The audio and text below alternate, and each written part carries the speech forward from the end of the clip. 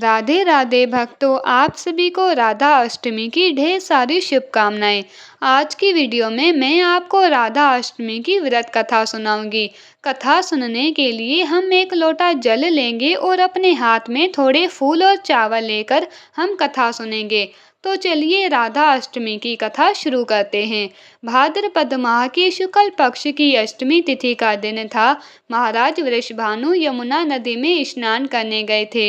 यमुना जल में स्नान करने के बाद महाराज वहां पर प्रकृति के मनोरम दृश्यों का आनंद उठाने लगे। प्रकृति के दृश्यों को देखते देखते उन्होंने यमुना नदी में एक बहुत ही सुंदर कमल का फूल देखा। महाराज वृषभानु अपने आप को रोक नहीं पाए और उनके कदम अपने आप कमल के फूल की तरफ बढ़ने लगे। कमल के फूल के पास जाकर महाराज आश्चर्यचकित रह गए। उन्होंने देखा कि कमल के फूल में एक लक्ष्मी स्वरूपा नवजात कन्या है। महाराज ने चारों तरफ देखा कि कौन अपनी इतनी सुंदर छोटी सी कन्या को कमल के फूल में लेटा के चला गया है। इधर उधर देखने पर, आवाज लगाने पर भी कोई नहीं आया। तभी महाराज वृषभानु के हृदय में वात्सल्य उमड़ने लगा। पितृभाव से प्रेरित होकर महाराज वृषभानु ने कन्या को अपनी गोद में उठा लिया और वो सोचने लगे, कौन है इतना निर्दयी जो इतनी सुकोमल कन्या को यहाँ पर छोड़ के चला गया।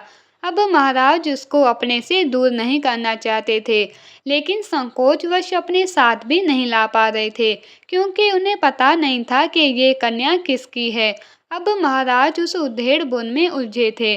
तभी वहां पर ब्रह्मा जी प्रकट हुए और ब्रह्मा जी ने कहा कि हे वृषभानु, तुमने और तुम्हारी पत्नी ने हजारों साल तपस्या की है कि भगवान श्री कृष्ण की अर्धांगिनी तुम्हारे आंगन में जन्म ले। ये भगवान श्री कृष्ण की जीवन संगिनी है और ये तुम्हारी पुत्री के रूप में प्रकट हुई है। तुम्हारी हजारों साल की तपस्या का ये फल है। इतना सुनते ही महाराज वृषभानु बहुत खुश हुए और छोटी सी नवजात शिशु को अपने घर ले आए।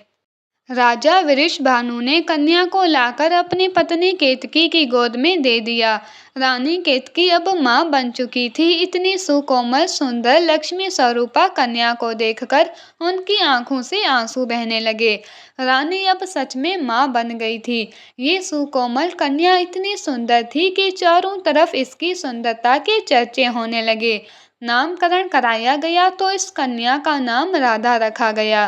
राधा चंद्रमा की कलाओं के समान दिन दुगनी रात चौगनी गति से बढ़ने लगी और राधा रानी सुंदर तो इतनी थी कि ब्रह्मांड में उनके समान सुंदर कोई नहीं था। लेकिन राजा वृषभानु और रानी केतकी की ये खुशी थोड़े दिन ही रही। कुछ दिनों बाद ही दोनों ने महसूस किया कि राधा रानी आंखें नहीं खोल रही, ना आंखें खोलती है, ना रोती है और न ही उनके चेहरे पर कोई भाव आते हैं। उन्हें पहले लगा कि कहीं हमारी बेटी नेत्रहीन तो नहीं है, लेकिन जब उन्होंने देखा कि उनके चेहरे पर कोई भाव भी नहीं आते हैं, तो उन्हें लगा कि शायद हमारी बेटी की श्रवण शक्ति भी कमजोर है। अब राजा रानी दोनों इस चिंता में घुलने लगे। दिन रात सिर्फ राधा की ही चिंता करने लगे। उन दोनों को इतनी चिंता में घुलता देखकर एक दिन वहां पर नारद मुनि आ गए। नारद मुनि ने बताया कि अपनी बेटी के जन्म दिवस पर एक बड़े समारोह का आयोजन करो और उस समारोह में नंद गांव से नंद बाबा को सपरिवार बुलाओ। हमें पूरा विश्वास है कि नंद बाबा के आने से ही तुम्हारी सभी समस्याओं का समाधान हो जाएगा। राधा वृषभानु ने ऐसा ही किया। अपनी पुत्री के जन्म दिवस पर एक बहुत बड़े समारोह का आयोजन किया। सभी को सपरिवार बुलाया और नंद बाबा के घर राजा वृषभानु और रानी केतकी स्वयं निमंत्रण देने गए और सपरिवार निमंत्रण लेके आए। जिस दिन आयोजन हुआ उस दिन नंद बाबा, माता यशोदा और भगवान श्री कृष्ण के साथ वृषभानु के घर आए। जब नंद बाबा अपने परिवार के साथ बरसाना गए तो बरसाने की सुंदरता देखकर वो सब मोहित हो गए, क्योंकि बरसाने को दुल्हन की तरह सजाया गया था। नंद बाबा बहुत दिनों बाद आए थे, इसीलिए वहां जाते ही नंद बाबा और यशोदा मैया सबसे मिलने में व्यस्त हो गए और उसी समय पर छोटे से कृष्ण कन्हैया अपने छोटे छोटे पैरों के बल चलते हुए वहां पहुंच गए जहां राधा रानी एक सुंदर से पालने में लेटी हुई थी।